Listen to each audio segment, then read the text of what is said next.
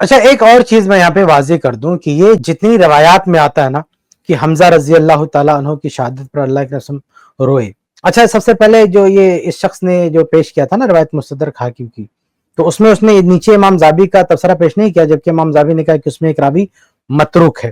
تو پہلے نمبر پر جو اس نے روایت پیش کی مستدرک حاکم کی، تو وہ روایت صحیح نہیں ہے، وہ متروک راوی ہے. امام زابی کا نیچے تبصرہ موجود ہے لیکن اس بندے نے پڑھا نہیں اس کو. حالانکہ دوسری بار جب ایک روایت پڑھا تو امام زابی کا تبصرہ بھی پڑھ کے سنایا اس نے، لیکن جہاں پہلے فرسٹ ٹائم پہ جہاں دیکھا کہ امام زابی نے نقل کر دیا وہاں نہیں سنایا.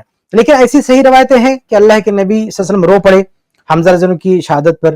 ایک اور روایت ہے کہ حسین رضی اللہ تعالیٰ عنہ کا ذکر کیا اللہ کے رسول نے اور اس پہ جو ہے آپ صلی اللہ علیہ وسلم کی آنکھوں سے آنسو بہ پڑے. ایک اور روایت ہے کہ اللہ کے رسول نے جو ہے اپنی بیٹی بچوں پہ اللہ کے رسول کے بچوں کی وفات پر بھی آنسو آئے. تو ایسی کئی روایتیں ہیں کہ اللہ کے رسول نے اپنے خاندان کے افراد کی وفات پر یا شہادت پر آپ صلی اللہ علیہ وسلم رو پڑے.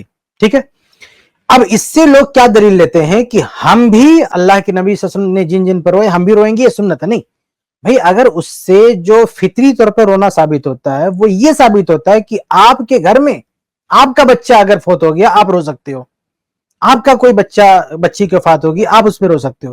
یہ سنت نہیں ثابت ہوتی کہ اللہ کے نبی صلی اللہ علیہ وسلم کی اولاد کا ذکر کر کے، حسین کا ذکر کر کے یا حمزہ کا ذکر کر کے آپ رو. یہ نہیں ثابت ہوتا. اس سے یہ ثابت ہوتا ہے کہ آپ کے گھر میں اگر ایسی حالت آتی ہے اور فطری طور پر آپ کی آنکھوں سے آنسو بہ پڑتے ہیں تو اس میں گنجائش ہے. اسی لیے جتنے محدثین اس طرح کی روایتیں ذکر کرتے ہیں کتب حدیث میں، تو باب رہتا ہے باب البکائی علی المیت، میت پہ رونا، یعنی رونا جائز ہے. یہ بالکل ایسے ہی نا جیسے اللہ کے نبی صلی اللہ علیہ وسلم نے حسن حسین رضی اللہ عنہما کا عقیقہ کیا، 7ویں دن عقیقہ کیا. اب اس سے کون سی سنت ثابت ہوگی؟ وہ یہ کہ اگر ہمارے یہاں کوئی بچہ پیدا ہوتا، ہمارا بیٹا، ہمارا نواسا، تو ہم بھی 7ویں دن اس کا عقیقہ کریں گے. یہ نہیں کہ ہم حسن حسین کا عقیقہ پوری امت کرنے لگے، یعنی ہر آدمی حسن حسین کا عقیقہ کرے. یہ تو ثابت نہیں ہوتا نا. وہ اللہ کے نبی صلی اللہ علیہ وسلم کے گھرانے کے تھے تو اللہ کے نبی صلی اللہ علیہ وسلم نے عقیقہ کیا. اب امت کے لیے اس میں جو دلیل ملتی ہے، سنت ملتی ہے، وہ یہ کہ ہمارے گھر پہ بھی اگر بچے پیدا ہوں گے تو ہم عقیقہ کریں گے.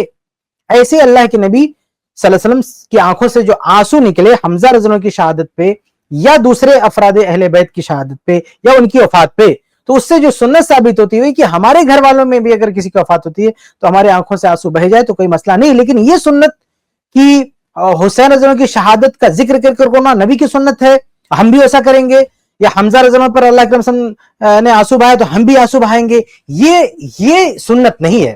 ہاں یہ بہت کہہ سکتے تو اس کی گنجائش ہے کہ بھئی حمزہ رضی اللہ تعالیٰ عنہ کی شہادت کا ذکر کرتے ہوئے اگر کوئی آدمی بیان کر رہا ہے تو واقعات کے بیان کے وقت اگر جذبات میں اس کی آنکھوں سے آنسو بہ پڑے تو یہ ممکن ہے. حسین رضی اللہ عنہ کی شہادت کا ذکر کرتے ہوئے بھی آنسو بہ پڑے تو ممکن ہے. لیکن یہ اس کو سنت بتانا کہ نہیں ہم ذکر کر کے روئیں گے، تو یہ اللہ کے نبی صلی اللہ علیہ وسلم کی سنت نہیں. امت کے لیے اللہ کے رسول نے یہ سنت نہیں بتلائی کہ تم لوگ ان سب کا ذکر کر کے رو، ایسی کوئی تعلیم نہیں دی گئی. السلام علیکم ورحمۃ اللہ وبرکاتہ.